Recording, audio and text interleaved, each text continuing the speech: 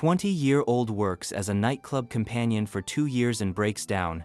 I can't take it anymore physically or mentally. 台没尾的根本不行，因为经常做这个，还得了胃病，整天对着那些阿姨大妈级别的顾客，还要一站到天亮，正常男的都受不了。 This is the story of Abin, who spent 2 years working in a nightclub in Shenzhen and was already considered a veteran in the field. 3 years ago, he left his hometown in northern China and moved to Shenzhen to try his luck. Through some acquaintances, he ended up entering the night entertainment business. In the beginning, he fell for a few scams and lost money, until he finally managed to get into a real nightclub and become a professional companion.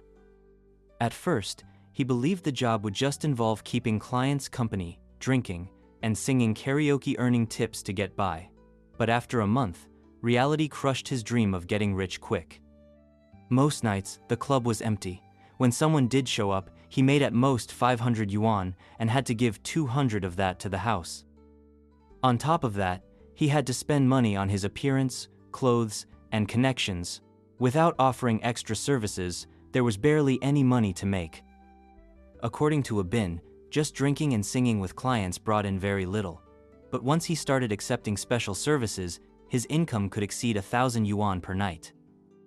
And if the client was pleased, the tip could reach 10,000 yuan in a single session.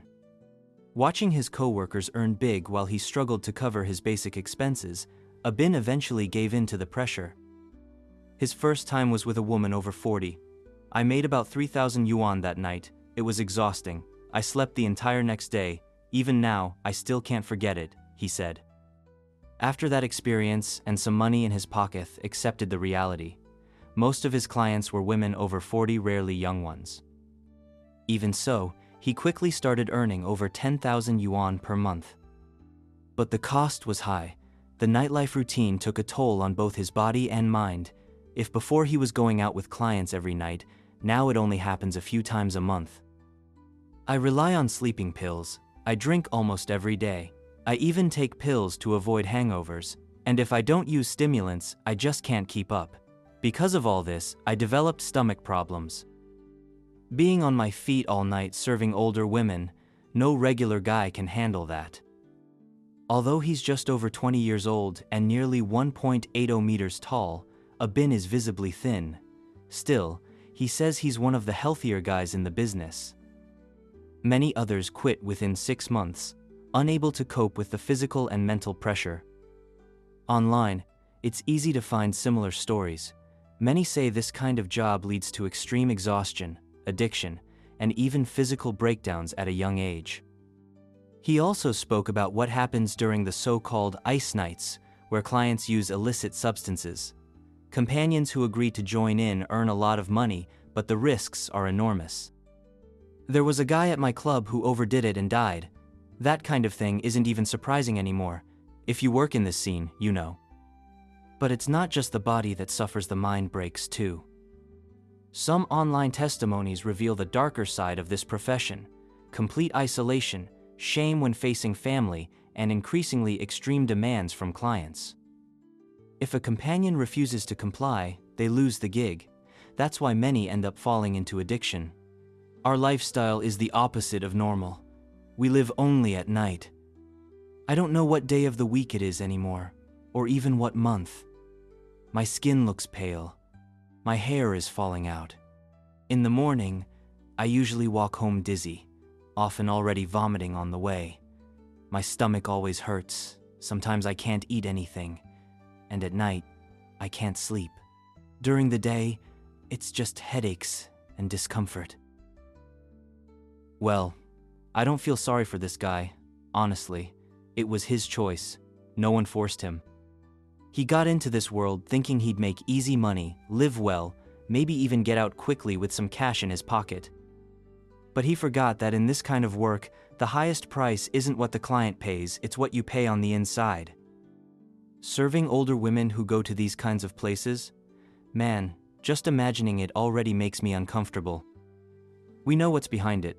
These are women with experience, with control, who aren't there to play around. And that's where the game flips. Because unlike the idea of the passive client, these women command, demand, dominate, and test your limits. And here's the part people love to ignore: the bizarre requests, the psychological games, the emotional toll of doing this night after night, with no rest, no routine, no affection, no dignity. How do you stay sane? How do you look at yourself in the mirror the next day like nothing happened? And keep in mind, we're talking about a man, young, in his early 20s, and still, he's completely broken. Living off sleeping pills, pills to wake up, alcohol to pretend everything's fine, masking the disgust he feels. Now imagine a 20-year-old woman in that same environment. Because yes, there are many. What kind of mental state is she in after months of that? That's where the social hypocrisy kicks in. We love calling it adult life, freedom, choices. But when someone collapses, we say it was weakness. So easy to judge. But hard to admit that the whole system is built to use people at their most vulnerable, squeezing them dry of every last bit of physical and mental health. Some people say working in nightlife is empowering, but what I see is a guy completely wrecked with gastritis, insomnia, hair loss, identity crisis, all at 20-something. That's not empowerment. That's exploitation dressed up as opportunity. And then comes the classic excuse: yeah, but he makes good money. Right. And what's the point of making good money if you can't even eat anymore? If every cent goes into meds, therapy, emotional escape, addiction, depression? This guy is just one more in the statistic of people who thought they'd control the game but became pawns.